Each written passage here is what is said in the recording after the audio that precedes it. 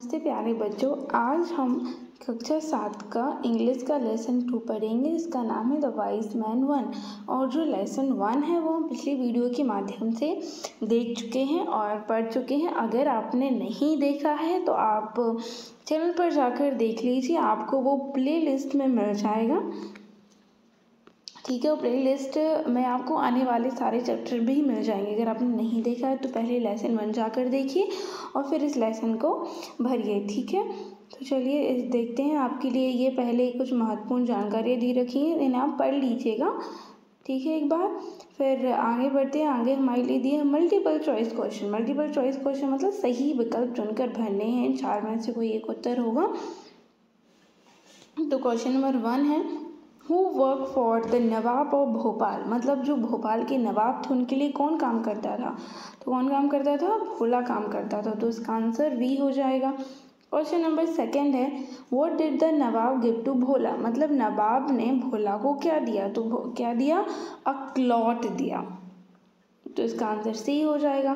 Question number 3 है, why did Bhola exchange the Hahn for mango. मतलब भोला ने मुर्गी के बदले आम क्यों खरीदे? तो इसका आंसर हो जाएगा D, his wife love mango chutney. क्योंकि उसकी जो पत्नी थी ना, उसको आम की चटनी पसंद थी, इसलिए उसने मुर्गियों के बदले आम ले लिए। क्वेश्चन नंबर 4 है, the boy dash is wearing A red shirt is my brother. तो यहाँ पे क्या आ जाएगा? हु। इसका आंसर हो जाएगा बी। क्वेश्चन नंबर 5 है, the opposite gender of horse. Horse का अपोजिट जेंडर बताना है, जो कि है मैड। अपोजिट जेंडर मतलब होता है कि स्त्रीलिंग। अगर इसका हॉर्स का स्त्रीलिंग क्या होगा? तो हॉर्स का स्त्रीलिंग मेर हो जाएगा। ठीक है, अब आगे बढ़ते हैं। आगे हमारे लिए दिया fill in the blanks. Fill in the blanks मतलब खाली स्थान। तो क्वेश्चन नंबर 6 है, a group of cattle is called. Group of cattle मतलब जो पशुओं का झुंड होता है उसे हम क्या बोलते हैं? जैसे हम हर्ड बोलते हैं। क्वेश्चन नंबर 7 है, शांति हस्बैंड इज भोला। मतलब शांति का पति कौन था? भोला। क्वेश्चन नंबर 8 है, we should to respect our elder. मतलब हमें अपने बड़ों का आदर करना चाहिए। 9th है, Ravi was waiting for his friend. मतलब रवि अपने दोस्तों के इंतज़ार कर रहा था। क्वेश्चन नंबर 10 है, past form of the word call. Call का पास्ट फॉर्म क्या हो जाएगा? कॉल्ड। ठीक है, अब आगे बढ़ते। आगे हमारे लिए दिए very short answer type question, जिसका क्वेश्चन नंबर 11 क्या है, where did the horse trainer live. जो हॉर्स का ट्रेनर था वो कहाँ पे रहता था? तो इन भोपाल, वो भोपाल में रहता था। क्वेश्चन नंबर 12 है, who said yes it eat like an elephant. किसने कहा था ये? तो ये भोला ने कहा था। भोला सेड। तो क्वेश्चन नंबर 13 है, what the opposite gender of woman and horse. Woman और हॉर्स का अपोजिट जेंडर बताया। तो वुमन का हो जाएगा मैन और हॉर्स का हो जाएगा मैड। हमने आगे ही पढ़ा था हॉर्स का जेंडर क्या होता है? मैड। क्वेश्चन नंबर 14 देखिए। क्वेश्चन नंबर 14 में पूछा गया है, right the verb form of following word decision and pleasure. Decision और प्लेजर का वर्ब लिप फॉर्म लिखना। तो डिसीजन का हो जाएगा डिसाइड और प्लेजर का हो जाएगा प्लीज। ठीक है, और very short answer type question में देखिए, तो इसमें दिया है फर्स्ट क्वेश्चन जो 15 है उसमें पूछा गया है, how would you handle the situation if you were Bhola. मतलब आप उस परिस्थिति को कैसे संभालते अगर आप भोला होते। तो if I were Bhola I would carefully consider the long term benefit of each trade, consult with Shanti and avoid hasty decision to ensure the best value of the horse. मतलब अगर मैं भोला होता तो मैं केयरफुली लॉन्ग टर्म बेनिफिट्स को देखता, मतलब लंबे समय के फ़ायदे को देखता, और फिर अपनी पत्नी मतलब जो उसकी वाइफ थी उससे डिस्कशन करता, उससे सलाह मशवरा लेता कि क्या करना चाहिए। और हैस्टी डिसीज़न मतलब कोई भी गलत या फिर कोई भी ऐसा डिसीज़न लेने से पहले सोचता, इंश्योर करता, और जो भी हॉर्स की मतलब अच्छे से अच्छे दाम लगाता अपने घोड़े का, फिर उसे बेचने का सोचता। ठीक है, तो इसका आंसर ये है। क्वेश्चन नंबर 16 देखिए। क्वेश्चन नंबर 16 में पूछा गया है, why did Bhola want to buy a hen instead of sheep. मतलब भोला ने क्यों सोचा कि उसे एक मुर्गी की जगह पे एक भेड़ खरीदनी चाहिए, क्योंकि Bhola want to buy a hen instead of sheep, मतलब उसने एक मुर्गी को लेने का सोचा एक भेड़ की जगह पर, because he thought that hen, यहाँ पे हैन आएगा, hen would eat less than the sheep, उसने सोचा कि जो मुर्गी है वो भेड़ से कम खाएगी, इसलिए उसने हैन को खरीदने का सोचा।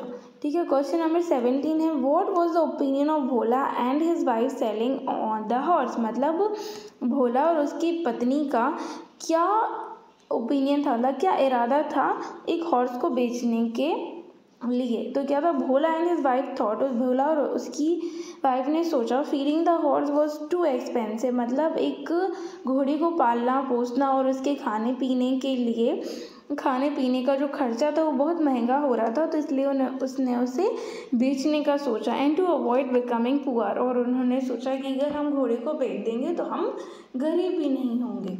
ठीक है, गरीब होने से वो बच सकते थे, इसलिए उन्होंने उस घोड़े को बेचने का सोचा। क्वेश्चन नंबर 18 है, it eat like an elephant, इसको हमारे नेगेटिव सेंटेंस बदलना है, तो इसका आंसर हो जाएगा it does not eat like an elephant, मतलब वो हाथी की तरह नहीं खाता।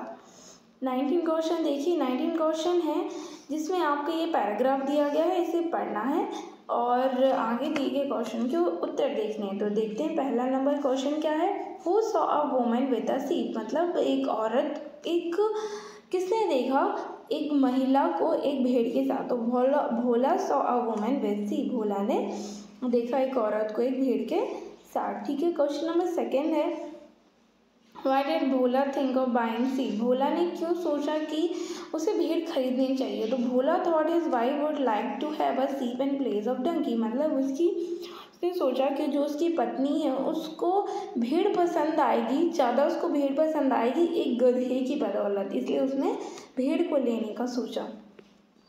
क्वेश्चन नंबर 3 है, how would you think animal help us, आप क्या सोचते हो कि जानवर हमारे लिए कैसे मदद करते हैं। तो इसका आंसर है animal help us with food, जो जानवर है वो हमारे लिए खाने के लिए भी मदद करते हैं, मतलब खाने के काम में आते हैं, मटेरियल्स चीज़ें उठाने के काम में आते हैं, एंड कंपेनियनशिप, और वो हमारे साथ रहते हैं। जैसे कोई अकेला होता है, जैसे वो कुत्ते पाल लेते हैं तो वो हमारे लिए एक अच्छी कंपनी भी देते हैं। ठीक है, क्वेश्चन नंबर 4 है, ही वर्क हार्ड सो ही पास्ड, यहाँ पर आ जाएगा सो ही पास्ड, ही वर्क हार्ड सो ही पास्ड। क्वेश्चन नंबर 5 है, give the opposite word of women, women का अपोजिट क्या हो जाएगा, मैन। ठीक है, अब ये देखिए हमारे लिए दिया है 20 क्वेश्चन, जिसमें ये कुछ वर्ड दिए गए थे, इन वर्ड्स को मिलाकर हमारे लिए एक पैराग्राफ लिखना था। तो हमने क्या लिखा, इसका आंसर हो जाएगा maintaining good health involve a healthy diet, मतलब एक अच्छी स्वस्थ रखने के लिए एक अच्छा खाना, संतुलन खाना बहुत ज़रूरतमंद होता है। हमारे लिए रेगुलर एक्सरसाइज करनी चाहिए, स्पोर्ट एक्टिविटी मतलब खेल कूद की चीज़ों में भी हिस्सा लेना चाहिए, एम्बैरेसिंग एंड आउटडोर लाइफ, और हमारे लिए बाहर की दुनिया भी देखनी चाहिए, टेकिंग टाइम टू रिलैक्स, और हमारे लिए एक अपना समय निकालना चाहिए जिसमें हम शांत बैठें, गुड हाइजीन साफ सफाई का ध्यान रखना चाहिए, एडिक्यूट स्लीप मतलब एक आरामदायक और एक निश्चित समय की लिए हमारे लिए सोना चाहिए, ना तो ज़्यादा सोना चाहिए और ना ही कम सोना चाहिए। Prevention measure play crucial role, avoiding smoking and drug मतलब हमारे लिए किसी भी तरह का धूम्रपान नहीं करना चाहिए और अपनी एक अच्छा स्वस्थ जीवन जीना चाहिए। ठीक है, तो आज के लिए इतना ही। मैं आशा करती हूँ आपको सारे प्रश्नों के उत्तर अच्छे से समझ में आ गए हो। अगर आपको कोई भी प्रश्न का उत्तर समझ में नहीं आया हो या फिर किसी प्रश्न में आपको समस्या जा रही हो या फिर डाउट हो तो आप उसे कमेंट सेक्शन में कमेंट कर दीजिए, मैं आपका उत्तर ज़रूर दूंगी। अगर आपको वीडियो अच्छी लगी हो तो लाइक कर दीजिए और अपने दोस्तों के साथ इसे शेयर भी कर दीजिए। ठीक है, मिलते हैं आपसे अगली वीडियो के माध्यम से। धन्यवाद।